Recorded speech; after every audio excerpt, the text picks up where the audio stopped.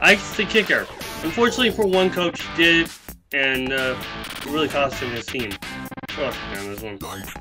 The Lions are unleashed, but they need to be tamed.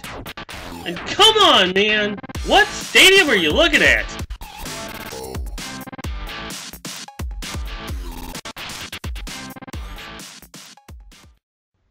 Hey, I'm back at least, so, you know, good thing to have. Next week, not only will I do my picks for week 15, but I'm also going to provide my picks for the NCAA Bowls. All 35 of them, including the 2 SEC teams that are in New Orleans for their title game. Number 1, LSU. Number 2, Alabama. So keep an eye on that next week. Also, I want to give my congrats to these 2 teams, the San Francisco 49ers and the Green Bay Packers, for winning their respective divisions.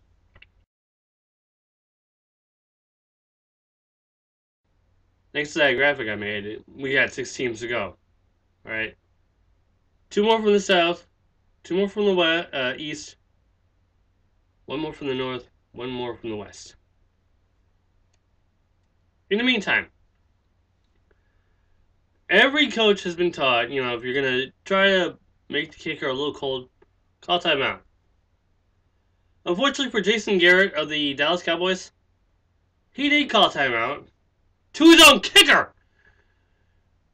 Of course, then again, it doesn't even explain the whole 26 seconds in which, you know, he gets into field goal range for his kicker, Bailey, who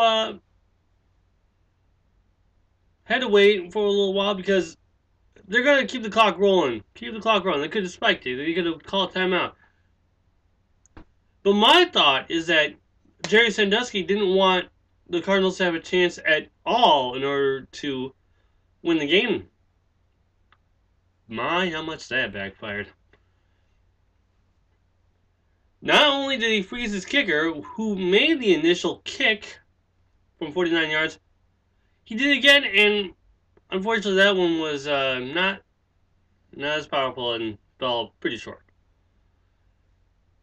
Of course, Cardinals went on to win the game, win a touchdown pass, 19-13, and knocked the Cowboys into a steel tie with the Giants. The Lions. Ever since the suspension of Ndumakong Suh, who stomped on Evan Diedrich Smith in the Thanksgiving game, I mean, that was an ass move right there. He had his appeal, which was willfully denied, and all of a sudden he gets into an accident. Ndumakong Suh can't get a break, and now neither could any of the Detroit team. In their game against the Saints, 3 pass interference penalties, 3 personal fouls, surprise no ejections. The team under Jim Schwartz is undisciplined. I mean, I get the fact that, you know, it's frustration, but how much frustration do you need to even attack the referee? Honestly. This team needs to calm down, alright? They have a few more weeks to go in order to reach the playoffs. They still have to take on the undefeated Packers, for sure. Can they get into the playoffs? And could they actually outlast Chicago? That remains to be seen, but I have my doubts. Now, come on, man, I was going to go to the college again for the Wofford kick return or lack of, but actually goes to Monday night when during the Jacksonville San Diego game and this Jacksonville San Diego game, in which there was a blimp shot of a stadium. Unfortunately, it wasn't the municipal stadium in Jacksonville. It was actually in Charlotte, North Carolina, just north of Jacksonville. Now the ESPN crew had an explanation saying that, you know, they did not have the proper media equipment. But come on, man.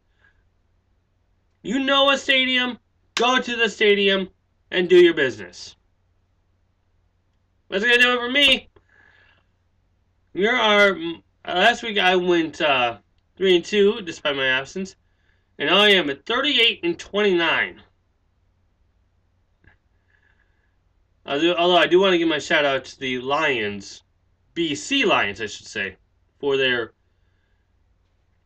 Grey Cup victory. So here are my picks for Week 14.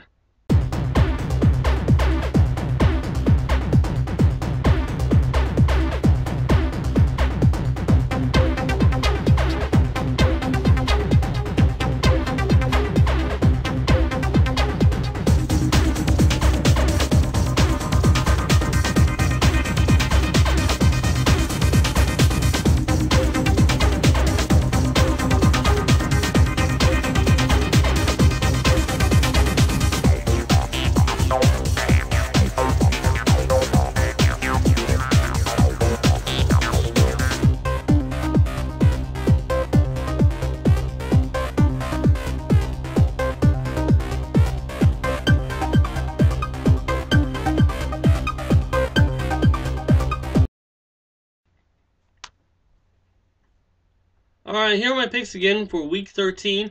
I have the Broncos. I have the Texans. I have the Lions. My upset special, the Redskins. And my primetime special, and the team to take over the NFC East, the Cowboys. That's going to do it for me. We have 4 games next week.